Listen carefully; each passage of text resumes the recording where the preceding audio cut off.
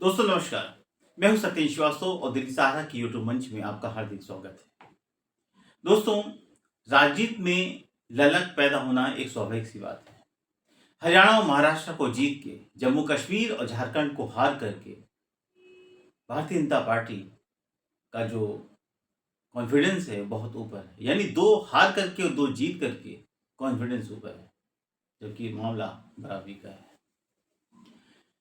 अब सवाल ऐसा हुआ क्या है? सब कुछ आज की राजनीति संसद सत्र के अवसान के बाद सबकी जो निगाह है वो बिहार की तरफ है। यानी कि बिहार के अंदर कोई ना कोई खेला होने का संकेत दे रहा है। ऐसा क्या हुआ है बिहार के अंदर? बहुत साफ है कि अमित शाह का जो बयान है, अंबेडकर अंबेडकर अंबेडकर, उसको अंबेडकर का अपमान माना गया, दलित समाज का अपमान माना गया और इसी दलित समाज से लेकर कांग्रेस के लोग इसको पूरे सड़कों पर इस आंदोलन को छिड़े हुए हैं। अब कांग्रेस का महाधिवेशन चल रहा है कर्नाटका में, उस पर भी एक लंबी फहरिस्त जारी होने वाली है। पूरे साल भर का एजेंडा सेट हो रहा है कि कैसे इस पूरे मामले को, अंबेडकर के मुद्दे को जिंदा रखा जाए और कैसे अमित शाह से एक ही डिमांड रखी जाए कि अब माफी नहीं, अब इस्तीफा चाहिए। और ये डिमांड पहले से चल रही है। लेकिन बिहार में ऐसा क्या हुआ है? बिहार में एकाएक नीतीश कुमार या बिहार के बड़े नेता कैसे सीधे बीजेपी के शीर्ष नेतृत्व की निगाहों में चुभने लगे हैं। पिछले साल यहाँ के इसी साल, अब चूंकि साल खत्म हो रहा है, एक बार नीतीश कुमार के परम सहयोगी के यहाँ ईडी के छापे डलवाए गए थे। काफी विवाद बढ़ा था क्योंकि सुगबुगाहट थी। और इस बार शायद दो दो तीन तीन बार भाजपा का इंटरनल विरोध करने वाले चिराग पासवान को शायद एक सबक सिखाया गया है। उनकी परम अत्यंत करीबी के यहाँ ईडी के छापे डलवा, एक नहीं, तीन नहीं, कई जगहों पर एक साथ छापे पड़े हैं। यानी कि मैसेज बहुत साफ है, हमसे जो टकराएगा चूर चूर हो जाएगा। चिराग पासवान शांत हैं, लेकिन कहा यह जा रहा है कि बिहार की राजनीति में काफी फेरबदल हो रहा है। लालू प्रसाद यादव के बयान के बाद कांग्रेस बहुत ही फूक फूक के कदम उठा रही है। क्या राजनीति में बदलाव हो रहा है? क्या बिहार के अंदर होने जा रहा है? क्या सिंधे की तर्ज पर नीतीश और चिराग पासवान को ठिकाने लगाने की तैयारी की जा रही है? बहुत बड़ा सवाल है दोस्तों। देखते रहिए हमारे इस पूरे न्यूज चैनल के एनालिसिस को। उसके पहले मैं विस्तृत रिपोर्ट पेश करूं, आपके लिए एक निवेदन कि जिन लोगों ने अभी तक दिल्ली सहारा के आपके चैनल को सब्सक्राइब नहीं किया, प्लीज सब्सक्राइब करें, ज्यादा से ज्यादा शेयर करें। दोस्तों, ये आपका चैनल है, आप ही हमारी ताकत हो। आप अगर इस पे बेल बटन को दबा करके दिल्ली सहारा की आर्थिक मदद करना चाहते हैं तो अवश्य करें, इससे हमें काफी बल मिलेगा। अब दोस्तों, जो बिहार की स्थिति है उसमें सारा गेम चाणक्य के हाथ में है। चाणक्य कितना सफल होंगे, असफल होंगे, ये तो वक्त बताएगा। लेकिन आज की डेट में सीधे निशाने पर चिराग पासवान और नीतीश कुमार हैं। इनके अंदर ऐसा भाव प्रदर्शित कर दिया जा रहा है कि आप हमारी कमी को उजागर करके हमें हरा नहीं सकते। मुंह बंद करना पड़ेगा, क्योंकि चिराग पासवान लगातार 2-3 बार एनडीए के जो घटक दलों के सवाल होते हैं उसमें काफी उनके अलग होते हैं। जाति जनगणना का मुद्दा हो, वक्फ बोर्ड का मुद्दा हो, इन सब पर चिराग पासवान के जो बयान थे वो भाजपा के खिलाफ थे। ऐसे में अंबेडकर विवाद पर उनका बयान निश्चित रूप से भाजपा के शीर्ष नेतृत्व को पसंद नहीं आया, क्योंकि वहां पे बात समर्थन अमित शाह की थी। अगर वो अमित शाह को समर्थन करते तो रामविलास पासवान की पूरी राजनीति, चिराग पासवान की पूरी राजनीति धरी की धरी रह जाती। सवाल तो सुनने में ये भी आ रहा कि जीतन मांझी ने भी एक टोटका चल दिया है। यानी ये तो नहीं कहा कि हम बिहार में अलग हो रहे हैं, उन्होंने कहा कि मेरी पार्टी दिल्ली में एनडीए के बगैर चुनाव लड़ेगी। यानी कि कहीं ना कहीं उन्होंने एनडीए से बाहर निकलने के संकेत दे दिए हैं, लेकिन रास्ता दूसरा अख्तियार किया है जिस पर आप सवाल ना उठा सकें। जी हाँ, जिस तरह मांझी की पार्टी हम दिल्ली के अंदर सेपरेट चुनाव लड़ेगी, अलग से चुनाव लड़ेगी, किसी से समझौता नहीं करेगी, और ये खबर कहीं ना कहीं एनडीए के घटक दलों को चुभ रही है। जब आप एनडीए के पार्टनर हैं तो हर जगह या तो एनडीए के साथ चुनाव लड़ते या चुनाव नहीं लड़ते। लेकिन हमने ये फैसला किया है कि वो चुनाव लड़ेगी और भाजपा के खिलाफ लड़ेगी, आम आदमी पार्टी के खिलाफ लड़ेगी, वह किसी के समर्थन में नहीं आ रही है। अब सवाल इस बात का कि ऐसे हालात में बिहार में स्थितियां क्यों अलग हो रही हैं, जनता दल यूनाइटेड के अंदर क्या पक रहा है, ये तो सब जानते हैं। देखिए, जनता दल यूनाइटेड के अंदर दो पार्ट होने तय हैं। ललन सिंह जैसे लोग नीतीश कुमार के इशारे पे चलने की बात करते हैं, लेकिन सही बात यह है कि वो भाजपा के गोद में बहुत पहले से बैठ गए हैं। नीतीश कुमार का पार्लियामेंट के अंदर बोलते हैं तो साफ लगता है कि बीजेपी का प्रवक्ता बोल रहा है, कहीं से लगता है कि जेडीयू के मेंबर ऑफ पार्लियामेंट बोल रहे हैं, क्योंकि उसको पता चल गया है अब राजनीति कहीं भी जाए हमें भाजपा के साथ रहना है, नीतीश कुमार के साथ रोज पार्टी बदलने की जरूरत नहीं है। तो सवाल दोस्तों इस बात का है कि नीतीश जानते हैं कि अगर हम एनडीए में रह गए तो दलित और जो मुस्लिम कुछ वोट बैंक उनको मिलता है, जो कुंबियों का वोट है उनसे छिटक सकता है। अगर वो इस बार 40-44 से भी नीचे आ गए तो भाजपा उनको दूध की मक्खी की तरह निकाल फेंकेगी। इसलिए नीतीश को इस बात का डर है। यद्यपि अभी 2 दिन पहले एक बैठक हुई है, उसमें कहा गया नीतीश कुमार के नेतृत्व में चुनाव लड़ा जाए, जबकि ये आपको याद हो कि अमित शाह ने एक सम्मेलन में कहा था कि महाराष्ट्र और बिहार का मुख्यमंत्री का चेहरा कौन होगा ये पार्टी बाद में डिसाइड करेगी। अब अम्बेडकर विवाद ऐसा छिड़ गया कि उनको लेमन जूस पकड़ाना पड़ रहा है नीतीश कुमार को कि भैया तुम ही रहोगे, तुम्हारे ही नेतृत्व में हम चुनाव लड़ेंगे, कोई भी गलतफहमी मत पालो। चुनाव होने पे कौन किसके साथ चुनाव लड़ेगा ये तो वक्त बताएगा, क्योंकि अमित शाह का बयान तो सिंधिया को भी ऐसे दिया गया था।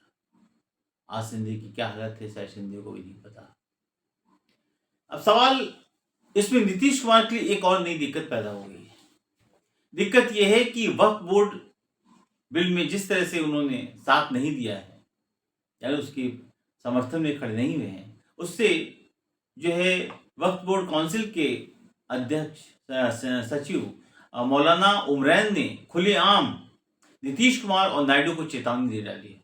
उन्होंने कहा अगर आप मेरी मजबूरी में, हमारे दुख में, हमारे जो है तकलीफों में शामिल नहीं हो सकते हो तो याद रखिएगा हम भी आपके जरूरत पर आपके साथ नहीं जाएंगे। उन्होंने बड़े ही चेतावनी बड़े लफ्जों में कहा कि अगर आज आप बिहार की कुर्सी बैठे हो, चंद्रबाबू नायडू जो है वो आंध्र की कुर्सी बैठे हैं, तो उनको इस बात का एहसास होना चाहिए कि हमारे वोटरों से ही तो उस कुर्सी पे बैठे हो। अगर हमने चेत लिया तो ना तुम रहोगे ना तुम्हारी कुर्सी रहेगी, राजनीतिक हाशिए पे चले जाओगे। ये चेतावनी बड़ी खुलेआम है। अब नीतीश कुमार समझ रहे हैं कि कुछ परसेंट मुसलमान वोट तो उनको ही मिलता था। अब सवाल इस बात का है कि अगर मुस्लिम वोट छिटक गया, अगर दलित वोट बैंक छिटक गया तो नीतीश कुमार की राजनीति कहां छिटक की जाएगी। इसीलिए इसी बेबसी के कारण नीतीश कुमार का दिल्ली आगमन हो रहा है कल। संभवतः वो कांग्रेस के शीर्ष नेतृत्व से मुलाकात कर सकते हैं, ऐसी खबर आ रही है। कांग्रेस के शीर्ष नेतृत्व से मुलाकात का मतलब बहुत साफ है।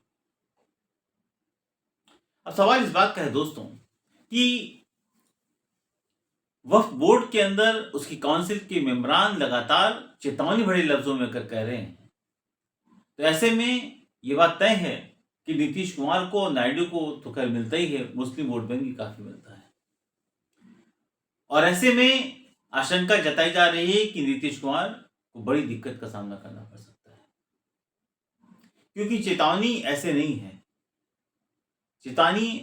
है, बल्कि उन्होंने साफ कहा है कि हमने आपके हर मुश्किल में आपका साथ दिया है, आज हम मुश्किल में हैं तो आपको मेरा साथ देना चाहिए।